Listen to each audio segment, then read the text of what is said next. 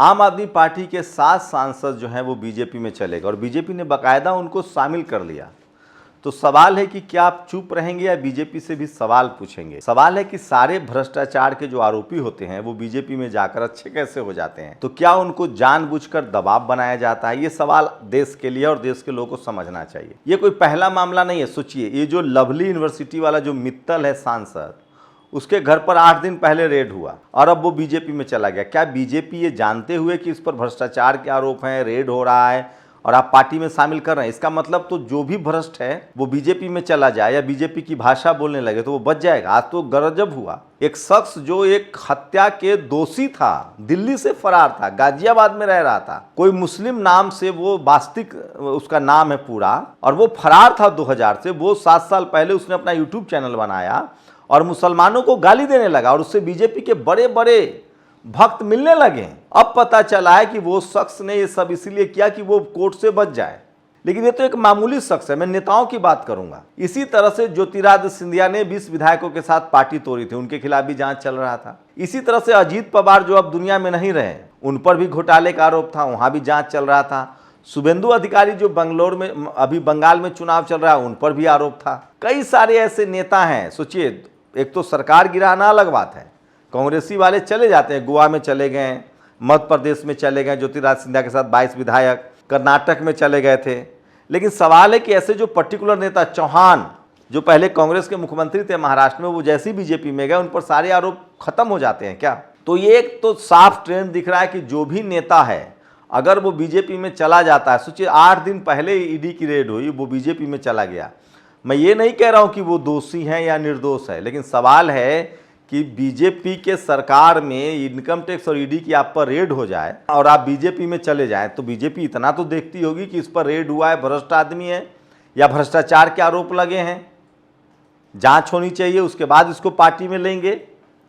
या फिर ये सवाल है कि उस पर दबाव ही इसलिए बनाया जाता है कि इस पर ईडी इनकम टैक्स की रेड हो और ये हमारी पार्टी में चला है। राघव चड्ढा, हरभजन सिंह, मित्तल, साहनी, अरविंद केजरीवाल की आलोचना दूसरे तरह से भी हो रही है। कहा जा रहा है कि इसमें कोई SC ST OBC नहीं है जिनको उन्होंने वोट दिया था, तो उन्होंने बोया ही बबूल का पेड़ था तो आम कहां से खाएंगे। सारे के सारे जनरल थे।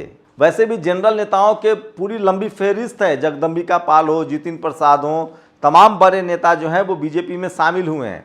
लेकिन सवाल नेता के इधर उधर जाने से कोई मतलब नहीं, कोई भी किसी पार्टी में जा सकता है। सवाल यह है कि जिस पर आरोप लगता है और वो अगर बीजेपी में चला जाता है और वो फिर वहां मजे करने लगता है, तो सवाल बनता है कि क्या जानबूझकर इनकम टैक्स ईडी की रेड होती है ताकि वो हमारी पार्टी में चला जाए, या अब तमाम आरोपों से बचने का एकमात्र ठिकाना बीजेपी है। पहले क्या होता था, किसी नेता पर आरोप लगता था, बाकी विपक्षी दल उस पर हमलावर हो जाते थे। जैसे कांग्रेस की मनमोहन सिंह सरकार थी, कोयला घोटाला, 2G घोटाला जैसे आरोप लगे, कोर्ट में कुछ साबित नहीं हुआ, लेकिन उस समय नेताओं को पार्टी से निकाला जाता था, कुछ लोग जेल गए, दूसरी पार्टियां भी उनसे किनारा करती थी। लेकिन अब अलग है मामला। अब आप पर अगर कोई आरोप लगे तो आप बीजेपी के साथ चले जाइए, सब ठीक हो जाएगा।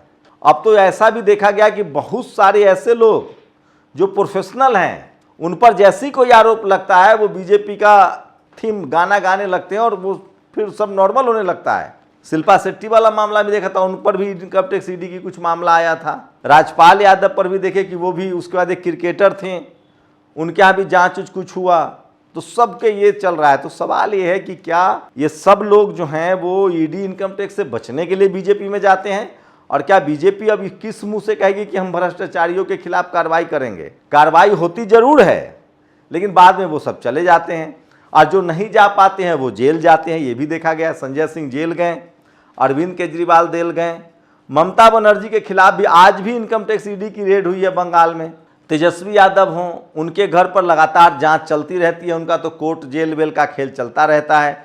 तो क्यों ना माना जाए कि तमाम विपक्षी नेताओं को डराया धमकाया जाता है कि भैया नहीं मानोगे, हम जैसे पत्रकारों के खिलाफ छोड़ दिया जाता है, हम लोग भी जांच झेल रहे हैं। तो जो तमाम, अब तो ये धारणा बन गई है। एक बार सुप्रीम कोर्ट ने ही कहा था तोता CBI को, अब आम लोग ये बात करने लगे हैं कि जिस पर भी आरोप लगे अगर वो बीजेपी में चला जाए तो वो अच्छा हो सकता है, वो साफ सुथरा हो जाएगा।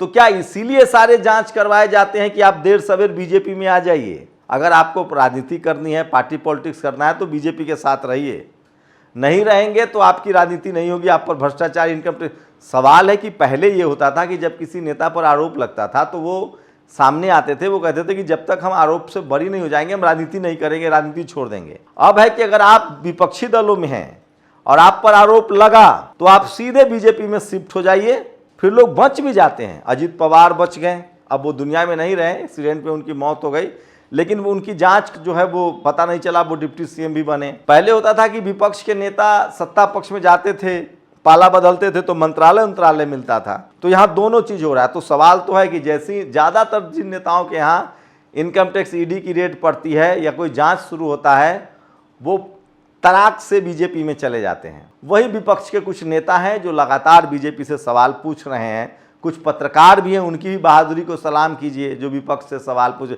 वो भले SC ST OBC के मुद्दे पर नहीं बोलते हैं, ये अलग बात है, लेकिन जनरल कैटेगरी के जो पत्रकार हैं, जो सरकार से सवाल पूछने का कम से सामाजिक न्याय है कि नहीं वो नहीं समझते होंगे, लेकिन कम से कम जनरल कैटेगरी के कुछ पत्रकार हैं जो सरकार से सवाल पूछते हैं जनता के मुद्दों पर, वो जरूर घेरे में आ जाते हैं। उनकी हिम्मत की दाद दीजिए। तो जो बीजेपी से सरकार सवाल पूछ ले उनकी हिम्मत की दाद दीजिए। और जो बीजेपी में एक बात तो है कि जो लोग पाला बदल लेते हैं, इसका मतलब भ्रष्टाचार का कुछ ना कुछ तो मामला होगा, इसलिए वो खटाक से पाला बदल लेते हैं। लेकिन अब जनता समझने लगी। आज हरभजन सिंह के घर पर जाके पेंट कर दिया। हरभजन सिंह क्रिकेटर भी रहे हैं, कहा जा रहा है कि उनके घर पर भी जाके पेंट कर दिया। वो भी सुने हैं कि पाला भी क्लियर नहीं है, वो दिख नहीं रहे मीटिंग में। लेकिन बीजेपी से सवाल तो बनता है कि क्या जिनके खिलाफ इनकम टैक्स ईडी की जांच होती है, जो पर भ्रष्टाचार के आरोपी हैं, आप उनको धड़ाक से पार्टी में क्यों ले लेते हैं? कम से कम बीजेपी के नेताओं को भी उनसे ये सवाल पूछना चाहिए कि आप तड़ाक से उनको पार्टी में ले लेते हैं। वैसे बीजेपी में बाहरी नेताओं का बड़ा वर्चस्व है, बाहरी उसमें आते हैं और बड़े बड़े फलक पर छा जाते हैं। जो बीजेपी के कोर कार्यकर्ता है वो कहीं ना कहीं वहीं रह जाते हैं। ये भी एक बड़ा सवाल है। वही तेजस्वी यादव ने भी कहा है, तो आप बीजेपी के साथ हैं या नहीं तो इनकम टैक्स ईडी की जांच झेलने के लिए तैयार रहिए। तो आम लोग हैं वो इस खेल को समझने लगे हैं और एक परसेप्शन तो बन ही गया है कि बीजेपी वॉशिंग मशीन है, जिसमें जाएगा वो धुल जाएगा। ये सोशल मीडिया पर आज सबसे ज्यादा वायरल है। केजरीवाल पर भी लोग तंज कर रहे हैं कि इन्होंने चुना ही था ऐसे नेता, कोई बिजनेसमैन है, कोई कुछ है, कोई कुछ है, क्या पैसे वैसे का खेल हुआ था, कैसे इनकी पार्टी में आए, साथ के साथ उधर शिफ्ट हो गए हैं। राघव चड्डा का इन लोग बीजेपी के हैंडल से ट्वीट है कि राघव चड्डा भी लीकर केस में जेल जाएंगे। उसके बाद वो सॉफ्ट हो गए, फिर सॉफ्ट होते होते इतना सॉफ्ट हो गए कि वो बीजेपी में चले गए।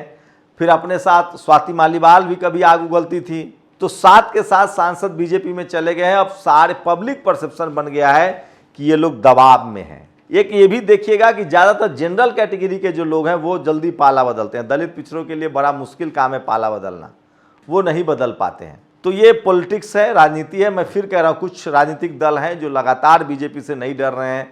आरजेडी उसमें नंबर 1 पार्टी है, लालू जी जेल हुआ है, तेजस्वी यादव की सुनवाई होते रहती है, उसके बावजूद भी वो बीजेपी से लड़ते भिड़ते रहते हैं। ममता बनर्जी को भी इस मामले में दूसरे नंबर पर आप डालेंगे।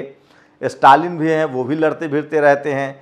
अखिलेश यादव भी बीजेपी से अब तक, लेकिन तमाम दलों के जो नेता हैं, तो ये तमाम खासकर कांग्रेस में सबसे ज़्यादा लोग बीजेपी में शिफ्ट हो जाते हैं। बाकी दलों के भी जाते हैं लेकिन कम जाते हैं।